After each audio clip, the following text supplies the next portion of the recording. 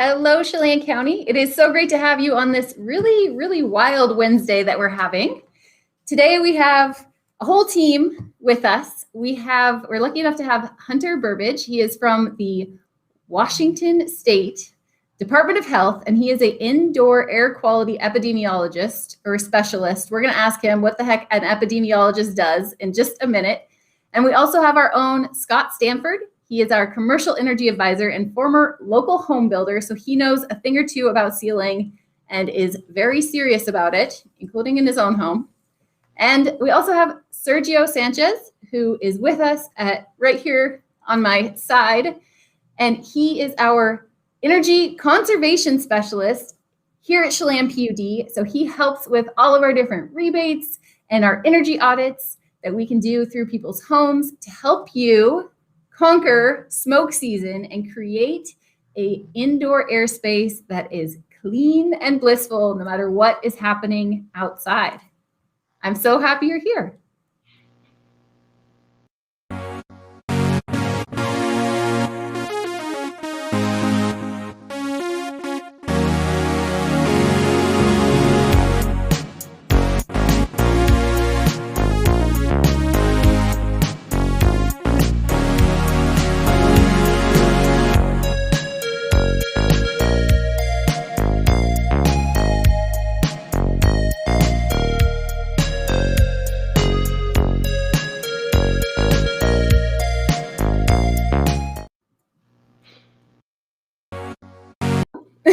Encore presentation of our little avatars.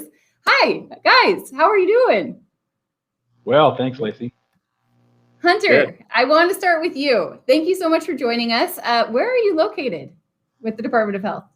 Yeah, so I'm down in Tumwater, Washington, and thanks for having me. This is that was pretty sweet, that intro, and excited to meet with Chelan. Super excited. I know there's kind of some hectic stuff going on over there today, but hopefully we can ease some of those those worries today, talking about some of this indoor air quality stuff. So again, thanks for having me. Yeah, no, we're so you're like the perfect person to be here. So totally unplanned, of course. Unfortunately, we have a fire that I'm at HQ here at Chelan PUD in Wenatchee, and we're able to see the fire line and some of the helicopters that are doing their work up there. So much gratitude for our firefighters and all of our first responders that are taking care of the active fire that we currently have, which we're not here to talk necessarily about the fire, but where there's smoke, there's fire.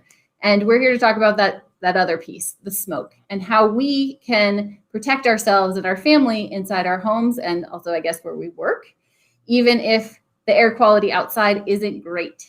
So Hunter, thank you so much for joining us from the Department of Health.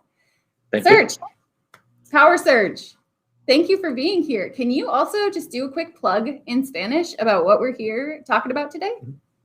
Sí, claro que sí. Así que estamos aquí en la hora poderosa y venimos a hablar sobre, más importante, el humo, y donde hay humo hay incendios. Así que queremos asegurar que tengan sus hogares listos para protegerse del humo y tengan buen aire en su casa, y hablar de fugas y cómo arreglar las cosas. Y tenemos aquí también a Hunter, que va a hablar un poquito más sobre la ciencia. Yeah, no, that's great. Thank you so much. And Serge, he has probably seen the most houses that are not new. Scott's seen the most new houses, but you've definitely seen the most houses in our county just going out with the PUD, doing energy audits and things like that. So definitely a great resource. And also we have Scott Stanford. Hi, Scott. How are you? Good morning. Hey, it's afternoon now, 5 minutes in. Oh, more coffee, I'll wake up. It'll be all good. Perfect. And Scott, you're our energy advisor for our commercial program, but you have built a ton of homes in Chelan County and around. So I'm so grateful that all three of you gentlemen can be with us here. Hunter, I just wanted to start. You are an indoor air quality epidemiologist. Break that title down. Okay. So I guess I'll lead here by saying the term epidemiologist, I don't do it justice right now. That's more of a formality working at the state. So I'll defer maybe to that the specialist term. But as an indoor air quality specialist, I work mainly right now on identifying really the proper controls that we can use, the actual tools that we can use to reduce our exposure to wildfire smoke when we're inside. And thinking about inside, we're inside a majority of the time, especially with the pandemic and working from home, some of us. So we do spend a lot of time inside, and as we see drought conditions, and here in Washington, but then also elsewhere, of course, that risk for the wildfire smoke increases. So that's what I've been focusing on over the last few months. Also do some work with radon exposure prevention at the state, and then also interact with others that are working on other indoor air items. Some more like bacterial and viral stuff. So that's what I do at the state. My background is actually in industrial hygiene, which is more of an occupational health setting. So if people had some business questions or things like that, you could actually field those as well. I'm just saying. Yeah, maybe. I can give it a shot. Yes. We're going to take advantage. Right. So I do work closely with some epidemiologists, though, who their role is really to look at health data, really looking at trends in communicable disease, and then also trends in wildfire smoke. What that means for our health, our lung health, and they take data from hospitals, providers, and that sort of thing. And what does it mean for our health? I mean, so we all know buildings. We know how to seal them up really well. We are a little bit clueless about why we should really care about wildfire smoke. That's a fantastic question. So wildfire smoke, actually, I want to first differentiate between, there's wildfire smoke that's a result from burning of the biofuels, so the trees and what's on the ground. And then there's the smoke that comes from maybe unfortunately structures that are burnt as well. And so really there's a range of contaminants and hazards that come from wildfire smoke, depending on what's burning. If we take, for example, just the foliage that's burning, of course, it's a lot of carbon. And so when it burns, and actually the hotter burns, it'll release smoke particulates, and specifically these particulates that we refer to as particulate matter, which... Oh, so when you go and look at AQI, the air quality index, it has PM2, I believe. So that's what you're talking about. Yeah, so there's PM 2.5, there's PM 10, but smoke actually ranges down into the lower range, below PM 1, and even further into the really, really small micron sizes. And so when we talk about wildfire smoke, it is very small, and smaller than what most of our sensors, the low-cost sensors, can pick up. So just an idea there. What happens is the smaller that particle is, the further into the respiratory tract that it can travel. So a smallest particle can even get into our bloodstream through the lungs, as oxygen does, because it's similar in size to that oxygen. So that's the health impact. Is that those particles collect in our lungs and can actually, like I said, move into the bloodstream and cause other issues. So it is a big, it's a big deal. It's a risk that we need, a hazard that we need to talk about. And as the frequency and severity of the fires increases, it's really a risk that's increasing. So I'm glad we're having this conversation and that we can help out in that regard. For sure. And I mean, is this something kind of like asbestos, where if I go, don't do this, but if you were to go into your attic and there were asbestos and you were unmasked and you're digging around in there, you might not feel fantastically horrible right now, but in a few decades that'll catch up to you. Is fire smoke sort of like that, where it's this lingering piece, or are there things that I could be experiencing right now if I go outside? Sure. So there's definitely, we refer to them as acute and chronic symptoms. So if if the smoke's bad enough, you go outside, excuse me, you can definitely have some acute symptoms that arise. We talk of things, you may get sore throat, cough, headaches. There's things of that nature that can happen, within minutes of going outside if the smoke is bad enough. And if you as an individual have sensitivities to that. But there's also this chronic idea, similar to what you're maybe referring to at the asbestos, is that chronically over time, even smaller amounts or smaller concentrations of that smoke can build up and cause other issues in the lung and other respiratory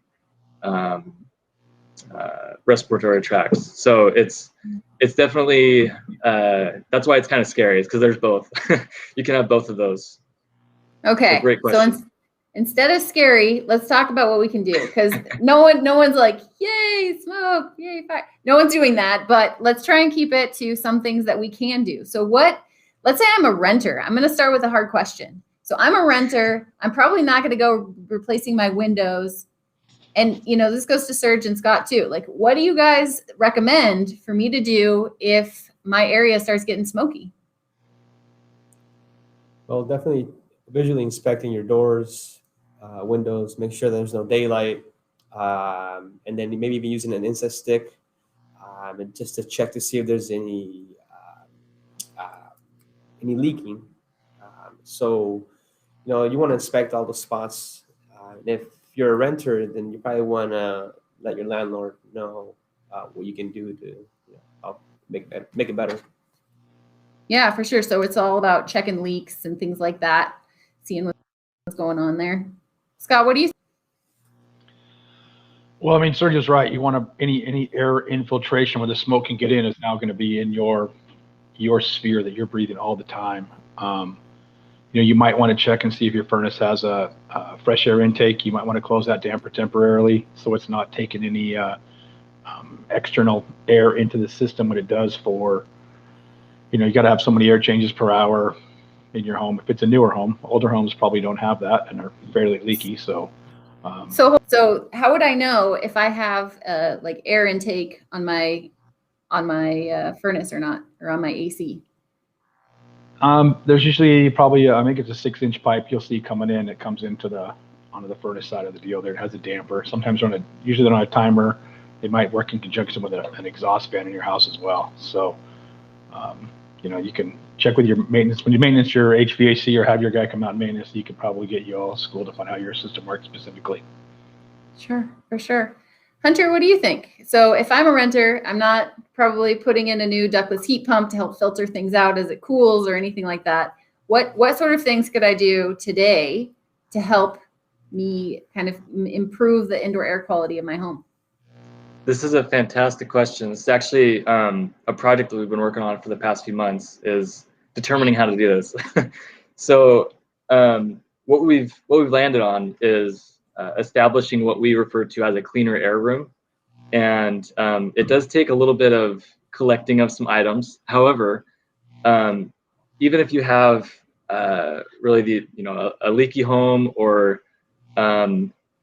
the windows that may be drafty, there are ways that you can prevent that air from coming in. So, or excuse me, I shouldn't say from coming in. It may still come in, but the idea is that we have a filter, a portable air cleaner, or a DIY box fan filter are two things that you could quickly search and find some results for.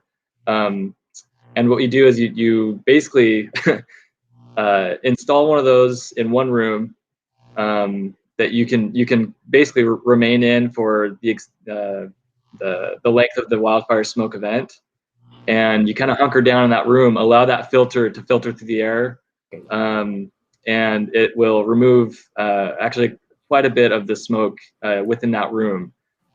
The key is to keep that air filter on and that you stay in that room. Now, there is the question, you brought that up, Lacey, of the window, perhaps it's leaky.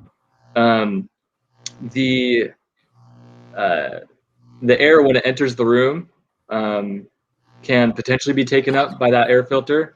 Another method is to simply place maybe some painter's tape over where the windowsill meets the window, and tape there, maybe around the window. That's something you'd want to check with first. Make sure it doesn't remove any paint, especially if you're renting. Those are just some ideas, however, of how to control that. And I see that Lacey may have put in a video for the DIY fan. Oh yeah, we have Ecology's video, both in English and Spanish. If you go to those to these links, So chelanpud.org/smoke or chelanpud.org/humo in Spanish. We have both of those in English and Spanish, and it's a super simple DIY. If you have a box fan and if you have some filters, you can create this. What I think is really interesting about what you're talking about, though, is that you don't have to make your entire house a clean air space. You can pick a room. But we have a question here from John that I wanted to get up. So John is saying that they have a bedroom that smells of smoke whenever their neighbors use their fireplaces, burning fire pits, and especially when there's wildfires. There is a side attic space that is insulated on the wall of the bedroom, but there are vents in the attic. Hold on, ... There are vents in the attic space, so smoke is getting in there and seeping into the bedroom. Is there anything I can do? That is a great question. I guess my first question would be to kind of try to understand what air movement capabilities you currently have. If you do have an HVAC system, you know, the ideal would be that you could turn that on and use that HVAC system to filter out the smoke that's entering your home. I guess the other option, I guess the second best option would be to go with the cleaner air room route that I just mentioned and try to set up something of that nature. That's kind of a short-term cure for that. I would also put this in there, is that weatherization is a term that some of us use to refer to really sealing up any of the gaps in the construction of the home. And there's actually specialists that can come in and weatherize either your whole home or sections of the home. Is that Sergio? Sergio can do that. Yeah, we actually, I'm going to put a plug in for Serge because he goes out with, you know, and Josh also does, Josh Mitchell, our residential energy advisor. They go out and they are able to do energy audits, including blower door tests, which I believe is one of the things that you're talking about, where they can actually figure out how tight is your house versus how much air is infiltrating through all the wrong spots. So if you're interested in that, I'm going to put in the links, our energy audit page that you can sign up for to your home to talk specifically about this funky bedroom that you have, John. So if you're just joining us, we have our whole team here, I guess. We have our whole team here. We have Hunter Burbidge from the Washington State Department of Health. He is an indoor air specialist, I'm going to call you. We have Sergio Sanchez. He is with us at the Chelan PUD. He is a energy conservation specialist. And Scott Stanford is our energy, you're a commercial energy advisor and a former home builder. So if you have any questions about how to handle the smoke that might be coming down from our neighbors up in Nespelem or up in Sunny Slope, chat with us. I can see those, and these experts can field it. So we are going to just add a little plug for our audits, because in most places, our energy audits cost a few $100, but Serge, he works cheap. It's free with this guy. Hey, Lacey, if I could add yeah, sorry, go right ahead. No, totally fine. I guess I'll also add that, you know, this is a unique place where indoor air quality and energy efficiency tend to actually help each other out. There are definitely some aspects of indoor air quality and energy conservation that may not. However, this is a great space where that overlaps well. I'll also state that the reason, I guess, the term that that John was referring to, where the air and the smoke will come through the construction of the home, that's called infiltration.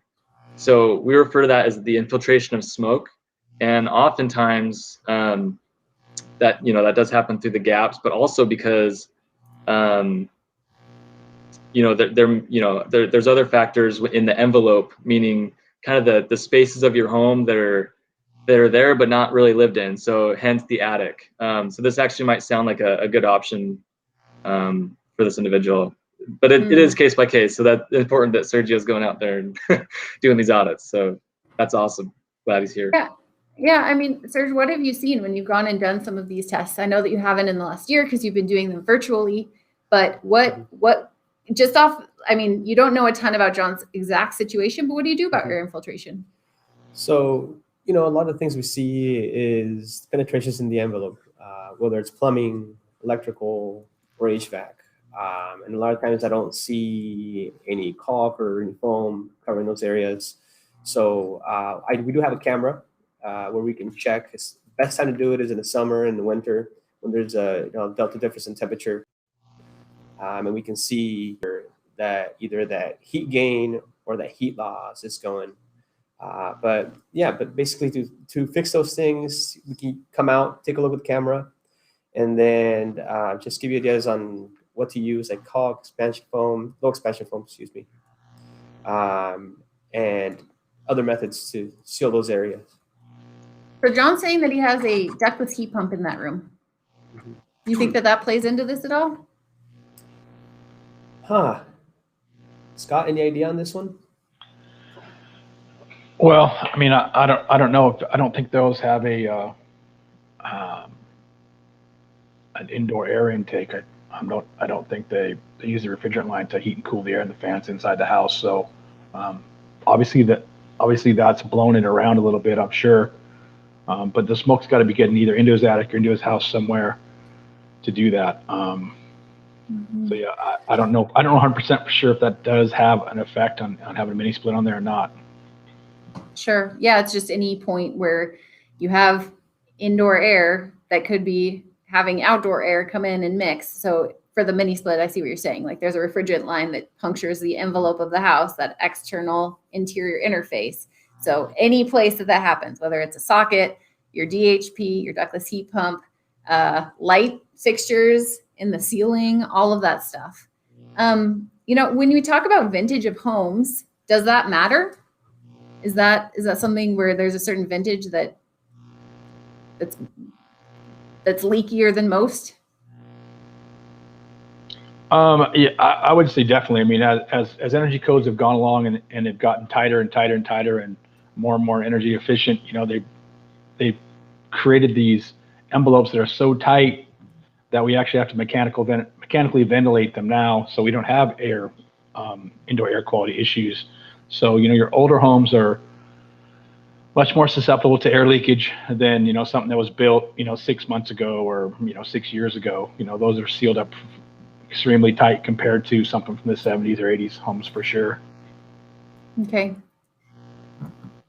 And so on a day like today, where air quality it's been in the normal range, I'm not sure if it's going to stay there. I know that this varies across the county. In different places. I think that Chelan, it seems like, is getting a little bit more than we are down here in Wenatchee. But on a day like today, you mentioned painter's tape and other things that are kind of like a stopgap measure that are just temporary, that you can go around, look for these kinds of gaps, seal up, you said windows, and around any other perforations and exterior walls. And I like your suggestion of just doing it in a singular. What other things can people do to help create a clean room, if you will, or like a cleaner air space in a singular room? Yeah, great question. And it is really the size of the room that impacts how well that filtration system can get through the air and actually provide that cleaner air space. There's some more behavioral changes that you can make just in kind of the actions that you take while you're in the clean air room. It's something to think about, is that you don't want to be creating other sources of indoor air pollution on top of this added layer of smoke contamination of the air. So some things that create that indoor air pollution, things like cooking, especially frying and stir frying foods, or cooking foods at high temperatures. That can release actually quite a large concentration or a large amount of these smaller particulates. Also, like general cleaning activities, those are things that can generate other kinds of particulates and indoor air pollution. So what Hunter is saying is no cooking, and no cleaning, you have an excuse from the You health can take a break. department. Yeah. Yeah. Take Sweet. a break. So those are kind of like the behavioral aspects. Of course, anything that burns, you don't want to, so like candles, incense, things like that, you don't want to use that. And then lastly is really, here's the best part. We're telling you to kind of, you don't have to be sedentary, but moving around your home actually creates certain concentrations of indoor air pollution, just because you're kicking up dust from the floor, anything like that. So if you want to kick back, watch a movie, that'd be great. Those are kind of the behavioral aspects, the worst right? health advice ever. I know. Order out. But, don't walk around, just watch movies. Yeah. I guess the other thing is, pertaining specifically to those fans and the portable air cleaners. Again, I'll say it's very dependent on the size rating that they've been basically made for. Some of the portable air cleaners you see out there are rated for 100, 150 square feet, and then there are some that are rated for upwards of 500 or 600 square feet. So those are some items to consider, especially when selecting this one room that you're going to be spending your time in. You want to eliminate those other indoor air pollutants, and then you want to make sure that your room is the right size. As far as other ways to prevent the smoke from coming into your home, those are really things that are going to be more preparatory. That maybe if the smoke's already there, the best you can do is just kind of try to block that smoke from coming in with solid items. The tape isn't ideal. It's not the best. The weatherization, yeah, the weatherization and getting a new window, those are best practices, right? But when you're in a pinch, cover up the seals on the window. If you can feel it drafty, somewhere, just put something over it. Sure. And those are kind of my thoughts there. But Scott or Serge, do you have anything else to add there? I would build on what you've been talking about with the filter, and we didn't mention it earlier, but one of the things you can do, or you should be doing, is making sure you're changing your furnace filters much more frequently, because they will pack full of smoke, because they will filter that out of the air, the stuff that gets into your house. Then that's going to make your equipment work a lot harder, and all that whole scenario of things. So really stay on top of keeping your filter clean in your furnace. And how often should we change our filter? I assume that changes when there's a smoke event going on. Yeah, I don't know what they're saying now. Every month you should change it, or every 2 months you should change it, your filter. I think I do mine every other month at my house. But yeah, when we get smoke events, I'm looking at it every 3, 4, 5 days, because it'll be just, if it's like super socked in, like we've had it here, we can't see across the river. That thing will get trashed in 2 or 3 days. Okay. Yeah, and Lacey, if I could add a little bit onto that. So there's definitely varying types of filters that you can purchase for your system. And the ones best, you can see through are not great. Yeah, don't use those. The best practice right now is calling for a MERV 13 furnace filter, if that's what you're going to use for your HVAC system. However, it's very dependent on the capabilities of your system. So I think Scott mentioned, working with your HVAC technician to really identify if that's going to be a possibility. And if that doesn't work, using the next highest. So whether that's, MERV 13, 12, 11, once you get past 11 and down further, it's really not going to do anything for smoke. So really try to get in that range of 13. And then I guess this may be a little specific here, but there's also these filters that are being produced now that it's a MERV 13 filter, and then on top of that, it states that it has an electrostatic property that will help really trap the smoke particles. However, it does work, but they do fill up very fast. Like extremely fast. 2 or 3 days if the smoke is really bad. So really look for just the most basic MERV 13 filter you can find, and that's going to be your best bet if that works for your system. Okay. that caveat. So Okay. And what about HEPA? You hear about that with like having pets and things like that. Does that help at all? yeah, definitely helps. And that's ultimately if your system can handle that, if it's been designed for a HEPA filter, then that's a-okay. The HEPA filters that we hear a lot about now are in the portable units that I've mentioned, the portable air cleaners. A lot of those have HEPA filters, and that's where I think the most appropriate application of a HEPA filter is in filtering out the smoke. I guess I'd have to maybe defer to Scott or Sergio if you've seen a legit HEPA filter on an HVAC system out there. We usually Scott's smiling. I don't think yeah, so. we usually. I haven't gotten into that much with those guys. I mean, that's not my area of expertise. Yeah. So I'm not, I would Yeah. talk to your Honestly, HVAC, like it sounds like over the last year there was chatter about that with COVID of improving filtration systems and things like that, but I don't know how many are actually out there. And I think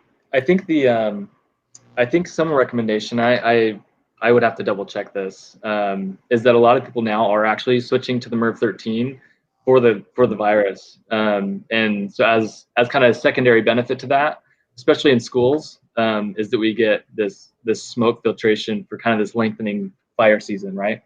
That is now moving into kind of the beginning and the later part of the beginning of the school year. So yeah, definitely something to look for is the MERV 13, and I'll also put a plug there again to consult with your HVAC professional, as that's pretty crucial. Although right now I have to tell you they're slammed. Yeah. I'm still definitely. chilling with no AC at my house. So Oh no. I was actually curious. My question is, I don't have AC right now. Our 32-year-old AC unit outside finally kicked the bucket in our last heat wave at the end of June. I've been surviving. I've been doing all right through the higher heats. You know, we've been getting into the hundreds pretty frequently here, Hunter. So I've been doing okay, but now I'm looking out and I'm watching the smoke billow out sort of towards my home in East Wenatchee. What do I do if I don't have AC? It's 100 degrees outside, and like, how do I solve this problem with smoke coming into my home? Yeah, this is a challenging question. So heat and wildfire smoke are they're partners in crime. So I was actually discussing this with a colleague earlier. Is this idea, how do you balance really the heat and the smoke risk? And they're both risky. You hear it get hot, you hear hospitalizations increase. The smoke happens, it comes, and hospitalizations increase. So what we've landed on, and this is something that is in our guidance, is that once in your home, if you're beginning to feel symptoms of either the heat exhaustion or the heat stroke, or you feel that that's coming on, or you've experienced that in the past, and you're more sensitive to that hazard than others. If you do have the appropriate filtration in your home, so whether that's through an HVAC system, that DIY box fan filter, or the portable air cleaner, we do advise that if it gets to that point, that you open your windows for that cooling relief, with the kind of the understanding that you're going to get some filtration of that smoke as it enters your home and in that room. And then also, it needs to be cooler outside than it is inside for that to work. So kind of maybe more of a common sense thing, but if it's hot outside, it's hot inside, it's not going to do much help to let more hot air inside. And if I could just add one more thing, I know I don't want to get too far out on this, but if there is somewhere else that you can go, some family member or friend that that has that air conditioning and filtration, go there. Yeah. He's got 2 heat pumps he's hoarding over there. Yes. So that's like the ultimate one, right? There has been talk of establishing cleaner air shelters kind of at a community level for those who are more sensitive to the heat and need that air conditioning and filtration. But really, filtration, and air conditioning, if someone else has that and you know them and you're close enough to them, go for that. That's probably your best bet. Okay. No, that's really great advice. So I was having this struggle, at 3 a.m. I was hot. It was 80 degrees in my daylight basement. So we got a little bit of a reprieve because it was 90 degrees upstairs. And I was having this debate at 3 o'clock in the morning going, do I open the windows right now because it's finally cooled off? It cools off at our place recently. It's been cooling off around 9:30, something like that. All the windows open. And I finally decided, I looked at the AQI, our air quality index of the area. And you're right, I had to kind of make this decision. I have young kids at home where it was like, do we overheat or do we breathe a little bit of smoke? And I turned on our HVAC fan. So even though we don't have AC, it was filtering out some of the air, at least downstairs where we were sleeping. So it's a hard one. Thank you. Yeah, definitely. I guess I'll also put a plug in there. Like if you do have one of the portable units or the DIY fan, don't put it in your window as you open the window. Don't set it up in the windowsill.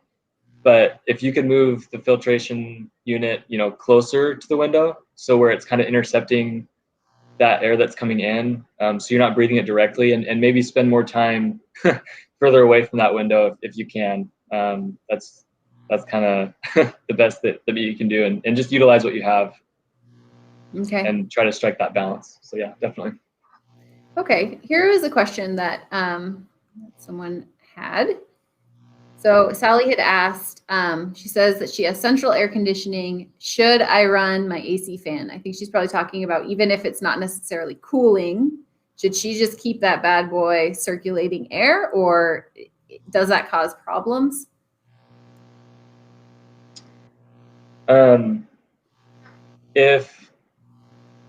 So the one thing that you would want to check in, and Scott mentioned this earlier, is that outdoor air intake.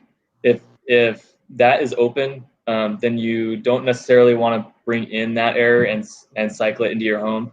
If you can turn that intake to where it's not bringing in any outside air, and you can run the air in your home and circulate it so that it's A, not stuffy, and B, potentially passing through that filter, that would be ideal.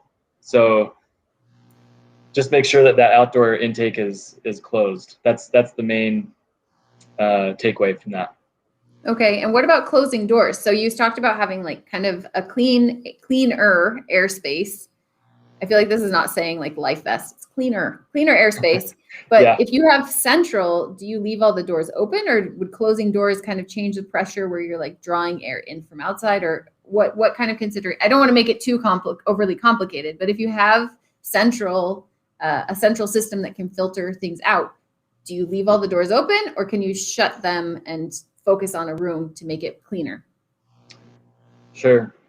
I guess Scott, you can throw in some ideas here too. I'm sure you have more field experience in the home, but just from my understanding, the way that a system works is that it'll have basically some of them have kind of a main intake, even from the indoor side, kind of a return, if you will, and then it will push the air into individual rooms. So I would, if you're looking for a steady flow and steady filtration, I would advise if that air is being pushed into individual rooms, leave those doors open so that it can cycle appropriately. And then also, I guess I maybe jumped too soon to the the cleaner air room. That this idea that an HVAC system can clean the air in your home, that's really best if you can have that good efficiency filter, right? That's going to be your best bet. On top of that, if you wish, you can supplement with the portable air cleaners or the DIY box fan filters if you would like. So if you don't feel like your system is cleaning the air enough, go ahead and throw some of those portable units out there if you can. And in that case, I'd say continue to leave the doors open. Although that's, I'm not entirely positive how that would influence the rest of the circulation to the home. What do you think, Scott? Yeah, definitely. You want to keep your doors open. Okay. The central system, if it's, you close the door and you got a vent in there or a supply vent in there, and it's going to pressurize that room. Unless that's why the doors need to be cut on the bottom, so that the air will come back through there. Because Oh, Scott, I thought people were they weren't. I have to admit, I thought this was an error. I've thought for all these years that big gap under the door was like they just didn't measure right or something. No offense. I've cut hundreds of doors off. So yeah, I love it.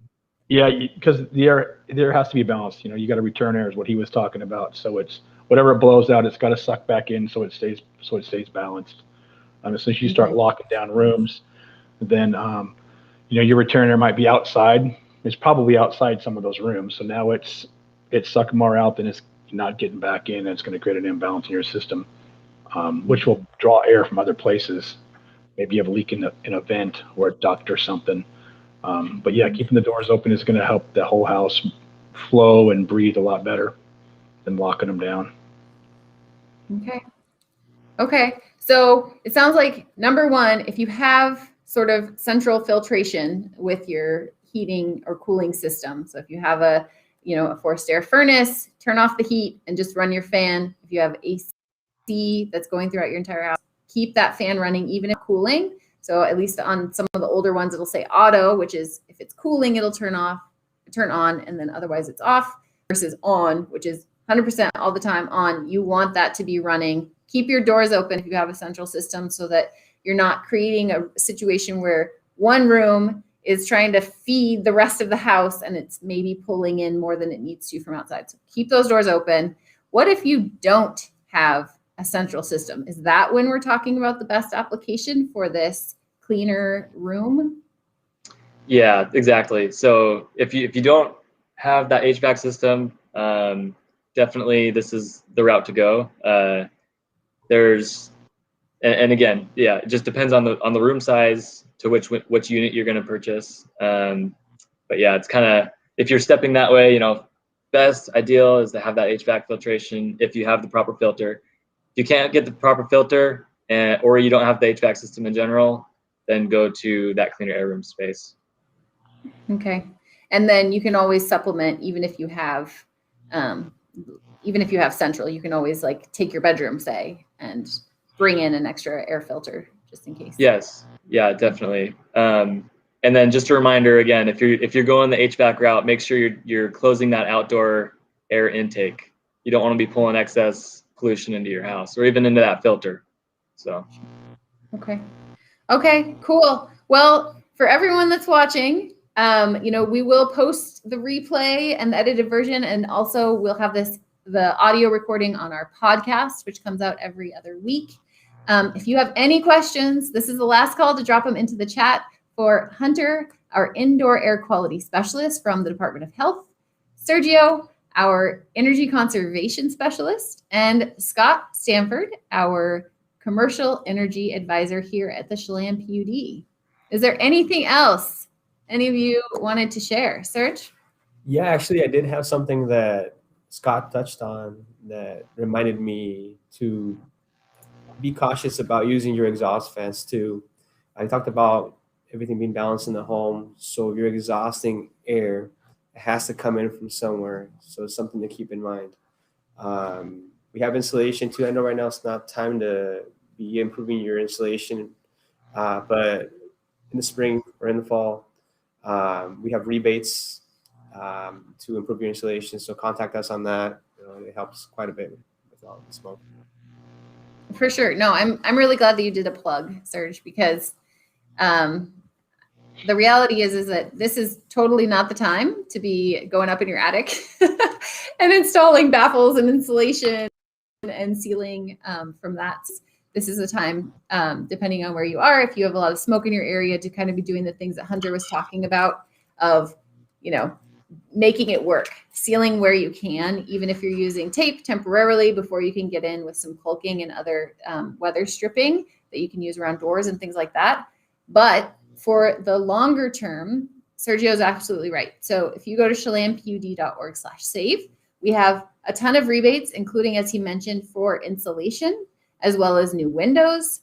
Ductless heat pumps are a really great tool because even if you don't have ducting in your home, you can get a ductless heat pump that also in the space that it operates in, you can put a pretty high quality air filter in there. And so you get cooling at the same time as it's filtering in your cleaner air space. So a ductless heat pump can be a great tool to have if your home doesn't have ducting.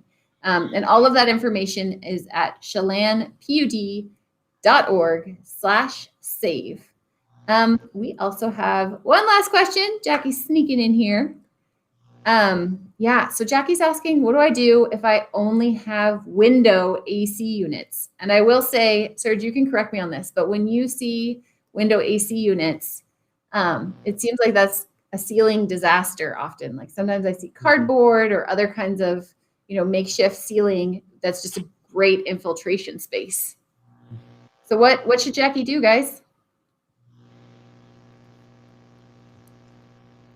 So the window AC units, yeah, Lacey, you kind of put that, I think, pretty accurately. I guess our recommendations, we keep going back to closing that outdoor intake if you can on that window unit and setting to recirculate if it has that option. If not, it's going to be difficult to seal that space around the air conditioning unit, and then also difficult to filter the air that comes in through that AC unit if you turn it on. So it may be this is a space where I'm not terribly familiar with. Something that we have, yes, I agree. I've been in that situation. So if you can try to seal that, the surrounding area around that air conditioning unit, and then if it has a switch to kind of block that outdoor intake, that would be ideal. But it really depends on the model as well. And would it be worth it for her? So I'm just thinking of the classic window shaker. It's a box and a window with whatever you have to seal around it. What if she were to take that out of the window, close the window? Can they that way? I guess that doesn't make sense because you need that external to cool off the air on the inside. Where could she put it where it would make more sense? It's just a function of better sealing. Yeah, I mean, my understanding of those units takes air from the outside, passes it through the coil, and puts it in the indoor environment. And I'm not sure how one would how a unit would run inside. Yeah. But if you are worried more so about the smoke, the risk of the smoke, then definitely, if you can, it is also a pain to remove that from the window, close the window. If the window doesn't close, using something, plastic sheet, something like that, to try to seal that gap. But yeah, this is again somewhere I'm not terribly familiar with, so I probably shouldn't provide too much recommendation on it. The other guys might have something. Scott, what do you think? Scott, I feel like you could whip something up in your shop that would help out Jackie. We could be rich. Yeah, she's just gonna have to find the best balancing act. We talked about a lot of things here. The DIY filter thing, sealing that thing up, maybe using it sporadically, balancing. Is it too hot or is it too smoky? Mm-hmm. It might be best to not run the thing during the day and let the house get a little warmer, but have one of those filters and isolate into a room, the DIY thing that Hunter was talking about, to get your air quality inside where it might need to be. And then, and if it gets too warm, you're going to have to cool it off at night somehow. I don't know if you can rig up some sort of a filter in front of that thing, but they are notorious for being extremely leaky and just a nightmare to seal up. But so you'd have to, I guess, just do the best you can to get that thing sealed up so you're not pulling any other air of the bad air, the smoky air, into your home. And then, try to filter things as best you can, and just going to have to balance that thing out, Jackie, as best you can. Mm-hmm. Yeah. All right. Well, I don't know how to turn this up. Yay! This has been a great. I am really appreciative to all of you for coming and answering these hard questions. It's hard when we're talking about health trade-offs between having heat and having smoke infiltration. So yeah, it's one of those things. Like at what point so we see the air quality index and we see the different colors. It goes from green and then it hits 100 and goes to yellow and on up to purple, which we experienced a few years ago. At what point should we really consider prioritizing our indoor air quality, even if it means at the expense a little bit of cooling? This is also a great question. These are all great questions. I work, one of my colleagues, her name is Caitlin Kelly. She's very involved with the AQI, and I've learned a little bit from her, but not a lot, not a ton yet. I'm still learning about the AQI. But the idea behind that is you need to know your own limitations, right? So it's really a health-based scale. For example, there's, moving up, I think it's orange is unhealthy for sensitive populations, right? So those are people who already have respiratory disease of some sort or another, and then it's really unhealthy, and unhealthy for really everybody, right? So it's really, if you know you have a condition, taking action sooner is better. And if not, if you can deal with a little bit of the heat, then again, a balancing act. But there's also this idea, I'll throw this out there too, is that single room within your home, there's kind of a lot that goes into selecting that specific room. So if you can choose a room that's sounds like Lacey, you mentioned, maybe a basement or a daylight basement, or an area that doesn't get as much sunlight as the sun tracks through the sky, something that's not hit directly by the sun. And then also closing blinds and, reducing, like I said, your physical activity, exercising, things of that nature. That'll really help keep it cool and keep your body temperature down. That's the big point, is the body temperature, right? So, yeah, just my response there. I'm not an expert on the AQI, but it's really a health-based thing. Know your health limitations and look at it that way. Okay, no, that's great. And also the idea that even if you're not experiencing immediate symptoms, that this still can, you mentioned the smaller particulates can still even get into your bloodstream. So you are really breathing this in at a certain level. So taking it seriously is pretty important as we go through summer. Okay. Awesome. You guys, thank you. Oh, go ahead, Hunter. I guess, Lacey, if I could, I apologize if I'm talking too much here, but there is one very important aspect about the portable air cleaners that we want to make clear in our guidance at the state, and that is that you select an air cleaner that doesn't emit any ozone or any other type of cleaning agent from the air cleaner itself. You can actually, and Lacey, you might have a link for this, so I can put it in the chat as well. Is if you go to, it's called CARB. It's really the California Air Resources Board. If you go to their website, they actually have a list of portable air cleaners that they have identified as not emitting ozone, because that's also a respiratory lung irritant. So just want to make that clear, that there's a lot of technologies out there that claim to clean the air, but we just want the filtration, and that's best. Okay, yeah, and we did include a link to that in our chelanpud.org/smoke webpage. Right. So the ecology video with the DIY box fan filter is on there, as well as the list that you mentioned from California, where they looked at all the different air filters and which ones really work for wildfire smoke, and not necessarily, like you said, that are ozone. They're non-ozone emitting. So that's really helpful. Great. Thank you. Thank you. All right. We have reached the end of the Power Hour. I want to thank you all for joining us both here at HQ and at home. I am going to play our outro video because I'm really excited. In 2 weeks, we are turning this around. We're doing something completely different. Sustainable Wenatchee is going to be here. Both Jana Fishback and Betsy Dudash will be in the kitchen with produce that Betsy herself, she's a horticulturist, she's a plant lady, Betsy has grown in her garden in containers, so it's totally accessible even if you don't own or have a large yard.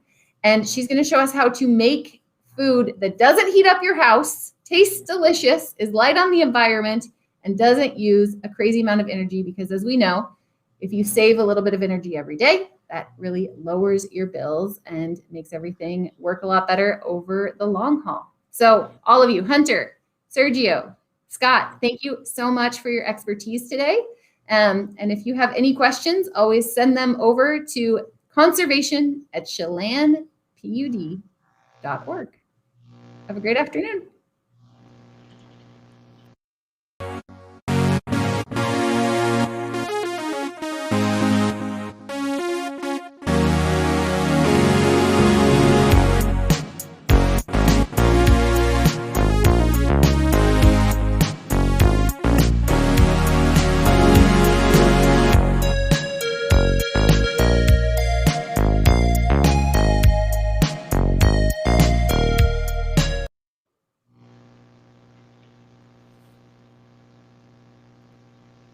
Okay, I'm gonna make Sergio take his video and show you guys what we see from HQ. Serge, can you take this?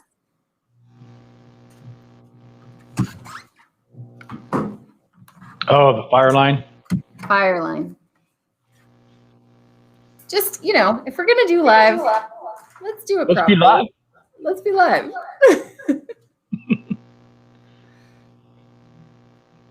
Did you notice the echoes and the skips of things?